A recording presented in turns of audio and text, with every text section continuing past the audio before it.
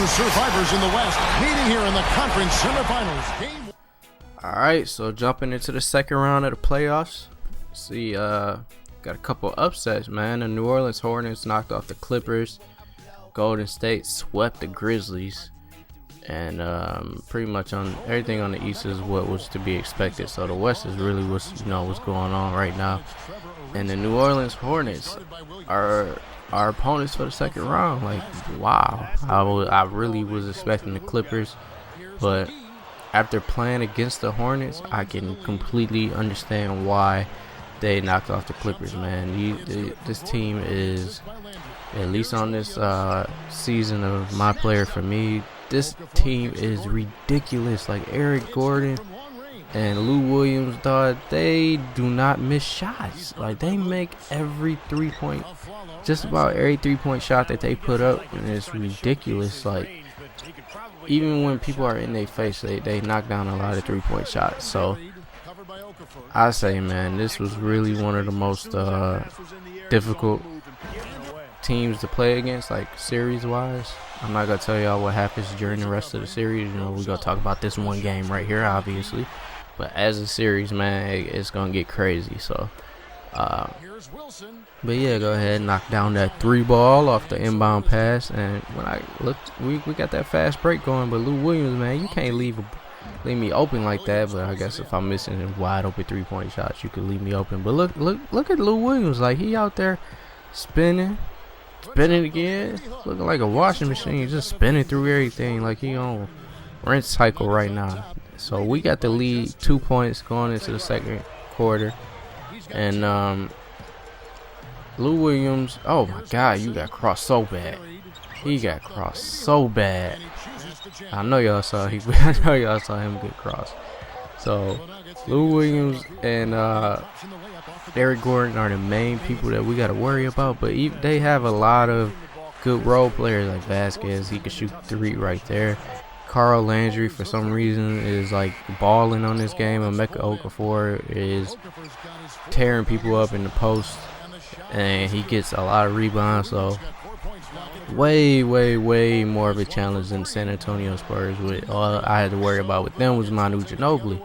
So, you know, and then the Hornets can keep up with us. They got speed too, and they fast break a lot, just like us. So they're pretty similar to us, but I feel like our big men are way better than their big men are. So I'm gonna try to capitalize on that. So I'm gonna, you're gonna see a lot of passes to the post, man. Kenneth Faried and JaVale McGee are gonna be huge in this series. And Aflalo, you know, he stepped it up a lot too in this series. Like, surprisingly, even in this game, he's just attacking the basket a lot.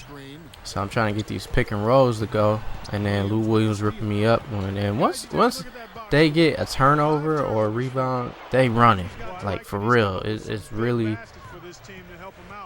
rare that you see them just like set up an offense, you know, half court. They always running and attacking the basket, fast breaking and stuff like that. Like, look at this boy out there cherry picking. He gone. As soon as the ball touched the rim, he gone. He ain't wasting no time at all. Trevor Ariza, oh, cherry picking ass. So Lou Williams, man, y'all know how I do in the post. Lou Williams can't keep me out the post, and I ended up just blowing right past him. And right here, I get down there, I'm gonna drop it off to JaVale McGee. He hit him with the little Rondo move on him, faking it and then layup with the other hand. So going into halftime, they got a little 1-point lead. It's cool. 53%. They shoot a crazy percentage, even from 3-pointers. Look at this, coming off the screen, knocking down threes like it's nothing. So, you know, I ain't gonna let that keep on happening. Even with contact, I'm getting the layup right there. Emeka Okafor, you're not big enough, son. So Lou Williams knocking down the three right there. So I'm like, man, this 1-3-1 zone that I'm running, it is actually helping them out. So I try to switch it up to man-to-man and just try to, you know, play them straight up.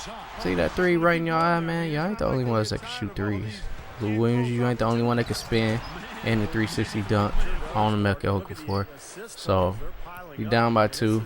Like, it got to a point where I was like, okay, well, I got to take control You know what I'm saying? I like to get my teammates involved and everything, but sometimes you just got to take over the game, and that's what you do when you're the MVP.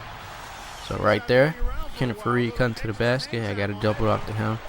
Big man cutting to the basket, you get fed, man, like all the time. I always feed my big man when they cut to the basket. And my big man passing out there too, knocking down the three-pointer. So we're getting that 5-point lead. And I see JaVale McGee trying to get position on him down low, so I got to feed him the ball. And then Eric Gordon getting blocked. So that's fast break on the other side for us. Dunking it. And you know what I'm saying? That's turning defense into offensive points. That's one thing that we do a lot. Steals, block shots. Our team gets a lot of, we cause a lot of turnovers, and that's look at McGee, man. He out there balling for real. I should have saw how many points he had. I think he had like the high score. He might have had the high score this game. But right there, look at him cutting to the basket, alley-ooping it like a Mecca Okafor.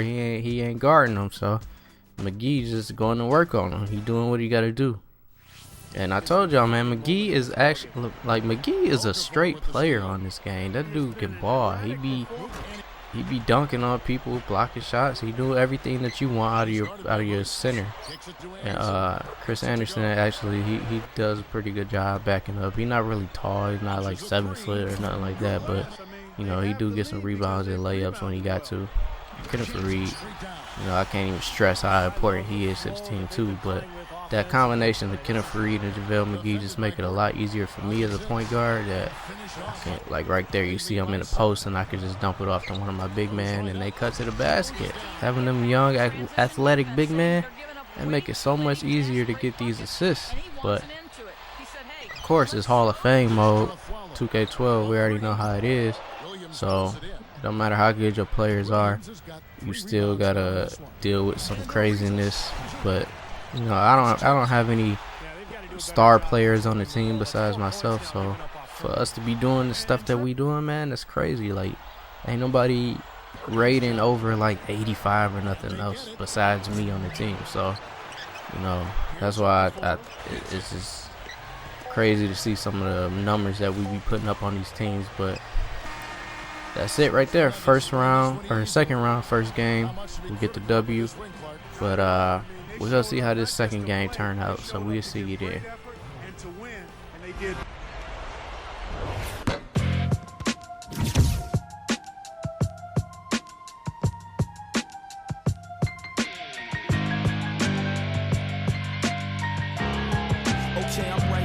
Right back, driven off the light rack. My adrenaline is where the wattage of the lights at. I don't middlemen, so all the homage that they might lack. Got them listening and they responses with the hype tracks. Made believers out of ignorance, and I can recall us as being what they obviously wanted, but probably lost us. Used to hide the trophies, but there's too many to keep straight. Now I let the streamers hang if that'll help you see the way. The 23rd letters accumulate for you to say that I could fall back to the 12th. Just never knew the stakes. Those is W's and L's for all of you that's late. Run the one truthfully well. See how I drew the play. X marks the spot. My checks